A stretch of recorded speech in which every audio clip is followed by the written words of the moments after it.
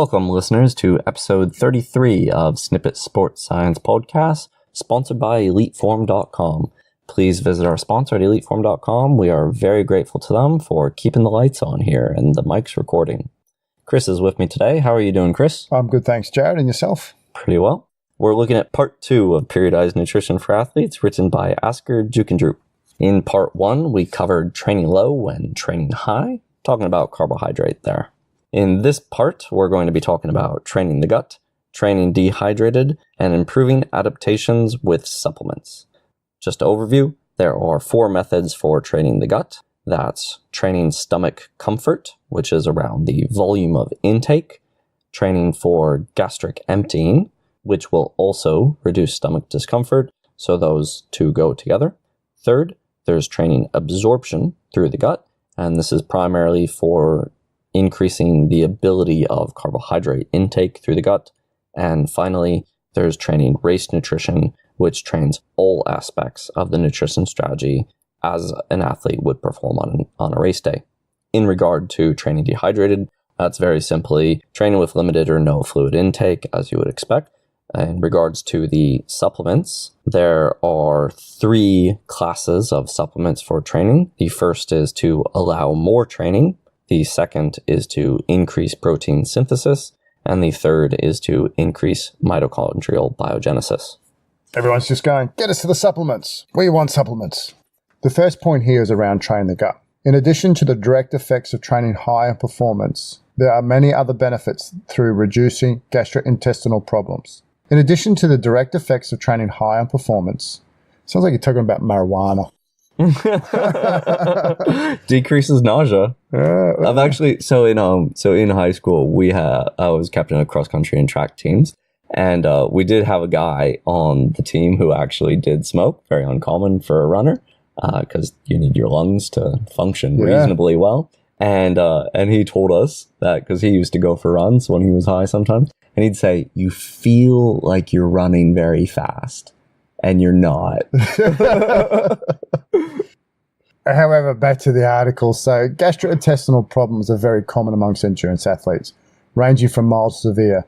It's possible that some of these symptoms are caused by the fact that the intestine is not adapted to absorb nutrients well under stress. It's likely that these symptoms are at least partly related to the fact that blood flow to the intestine is reduced during intense and prolonged exercise, and dehydration seems to exacerbate this effect.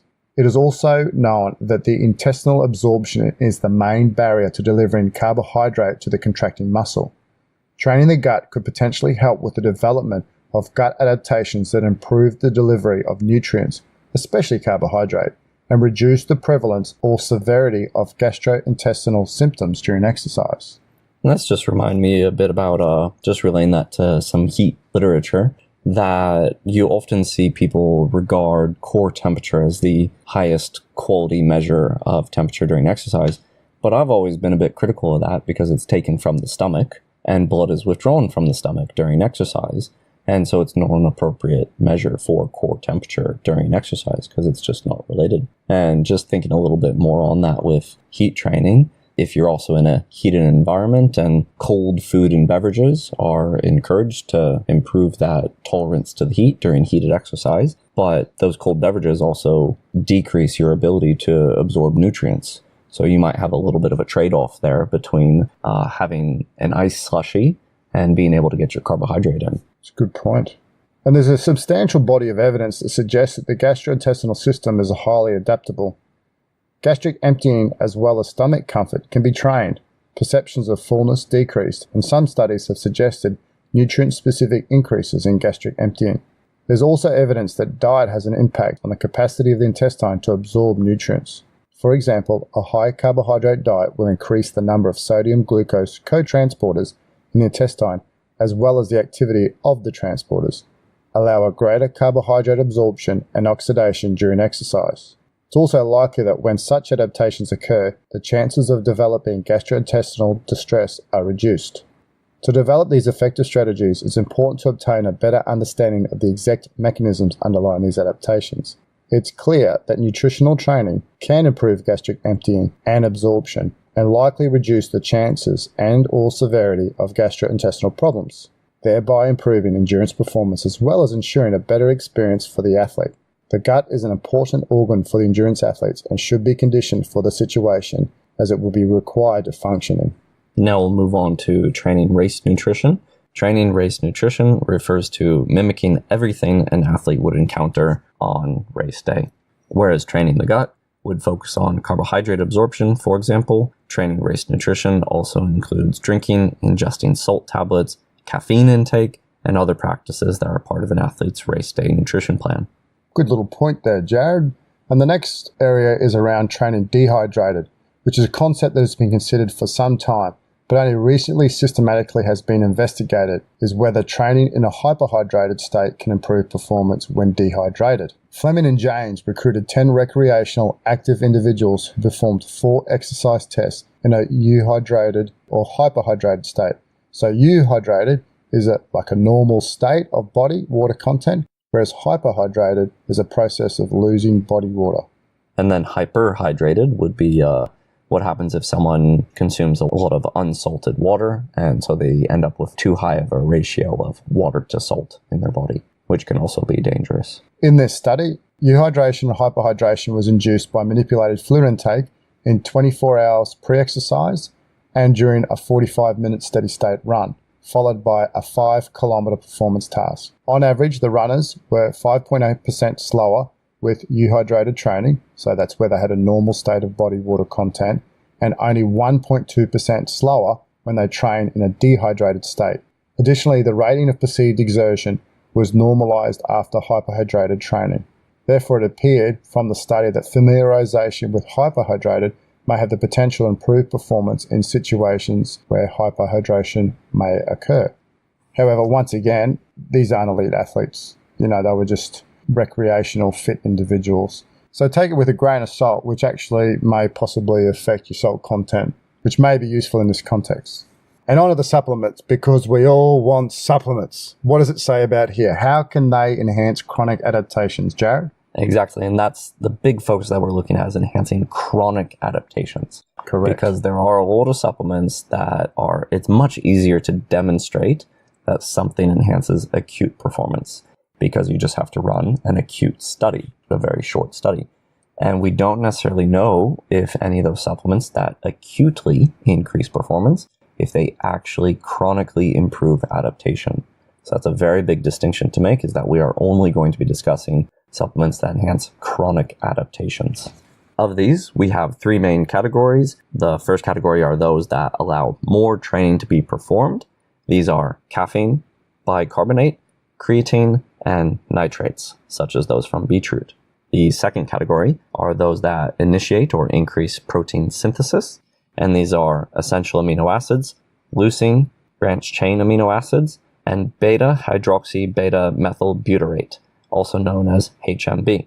And if you're familiar with any of those are all largely the same thing, actually, just slightly different ways of applying that amino acid stimulus. The third category are supplements that increase mitochondrial biogenesis, and these include green tea extracts, epicatechins, resveratrol, quercetin, and conjugated linoleic acid, also known as CLA. Going into more depth on the supplements that increase quality of training, we know that both caffeine and sodium bicarbonate are very popular because there is a lot of evidence that these supplements can enhance performance during exercise, provided that the exercise duration and intensity are in the range that these supplements are effective.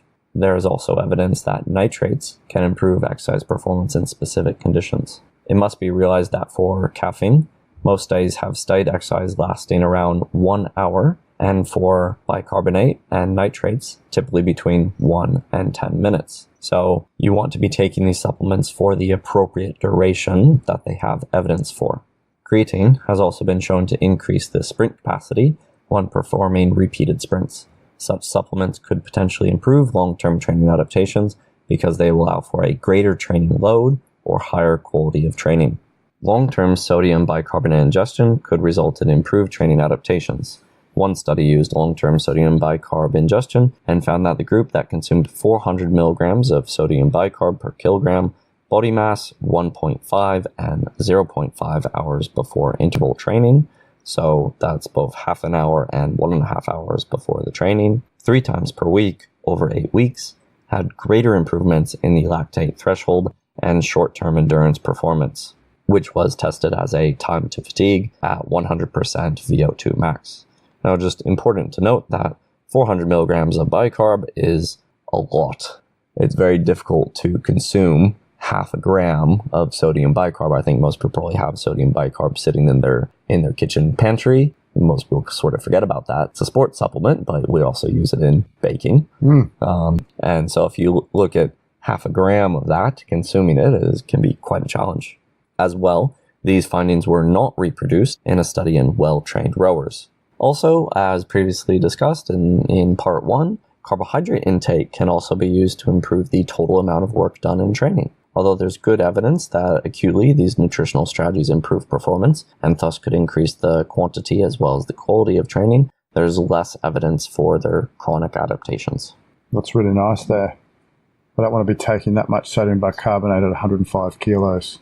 Anyway, the next point is around supplements that increase protein synthesis. And this is another category of supplements that claims to increase protein synthesis, which would be relevant to both strength as well as endurance sports, or more specifically, myofibrillar protein, which would benefit those athletes who want to gain muscle mass and strength. It has become apparent that it is mainly the essential amino acids that drive the process of muscle protein synthesis. Perhaps the most important candidate is the key essential amino acid leucine, as it alone appears to be the metabolic trigger for most muscle protein synthesis. Leucine, branched-chain amino acids, or HMB, would all potentially work through the same mechanisms of triggering, activating muscle protein synthesis, pretty much as you said earlier. Right. It's pretty much all of those are the same thing. As long as you're getting some sort of primary amino acid or protein dose, you're fine. The differences between them are all equivocal. As long as you have those essential amino acids in there, anything you're taking is appropriate. And it's probably most cost effective to just get some milk protein isolate, some whey or some casein, and just take those, or eat real food with sufficient protein in it. What would be your food of choice? I'd go for eggs there, actually. Yeah. And how do you like your eggs? Fried. Nice. And the last point's around supplements with the potential to increase mitochondrial biogenesis. Do you want to talk about that one for us, Jared? Thanks, Chris.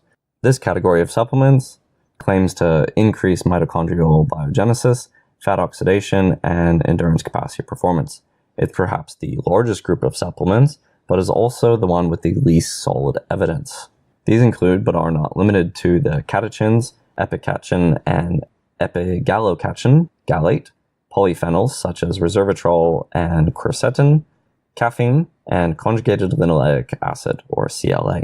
Although there are some promising results, especially in animal models, translation to healthy, trained athletes is often problematic. For example, while green tea extracts containing the catechins have been shown to increase fat oxidation and performance in mice, in humans, these effects were not found after 7 to 28 days of green tea extract supplementation. 2 recent review articles summarize the effects of these small nutritional bioactives, and so you should pull up the article that we've been reviewing and look into those for more in-depth information.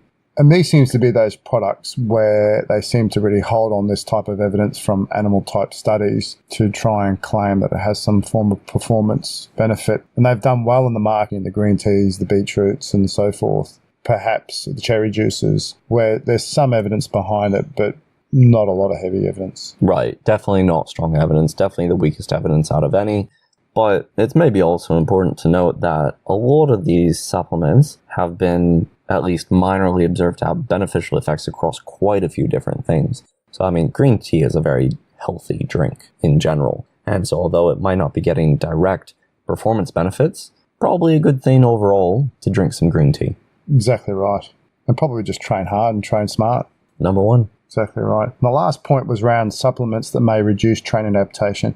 A very small paragraph, but the certain supplements here was around, in particular, a high intake of antioxidants, which could actually reduce the training adaptation to exercise. Not all studies have demonstrated such effects, and differences between studies may be a function of the specific antioxidants used and the dose and the timing of intake.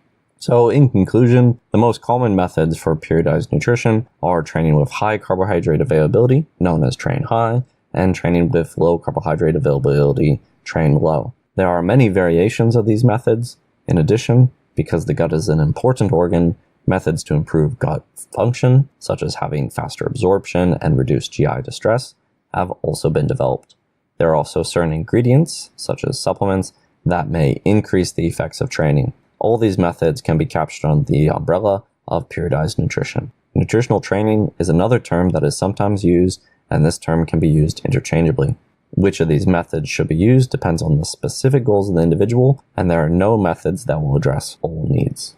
I think this just comes down to be aware of the different nutritional strategies that are available to you and practice them and understand your body and how it responds in respect to the supplement itself or the strategy you use, but in conjunction with different training. You mentioned earlier about training low intensity versus training at higher intensities and understanding and actually logging the information so you're able to reflect on how it affected you. Yeah, good takeaway. Any other points on this paper, Jared? Well, I think just my personal overall recommendations for people would be consume carbohydrate and protein around your training. I think that's overall a great idea. Train appropriate to how you're actually going to compete. So whatever you're doing in competition, law of specificity, apply those strategies in your training to get the best effects, as well as go ahead and give some of the supplements a try, but don't prioritize them. And if you don't have the money for it, you're not really missing out. That's right. It's really important to get the big rocks right first. And this stuff here is those small 1%ers. If you aren't getting the big things right first, it's going to make a small amount of difference, but probably not a lot. Yeah, sounds good. Thank you, Chris. Thank you, Jared. Really enjoyed that. Me too. Good article. I really enjoy the dietary ones. I feel like we get to learn a bit more out of those. That's right. Yeah. I agree. Thank you, listeners. Hope you learned something as well. Tune in next week. And big thank you to our sponsor, EliteForm.com.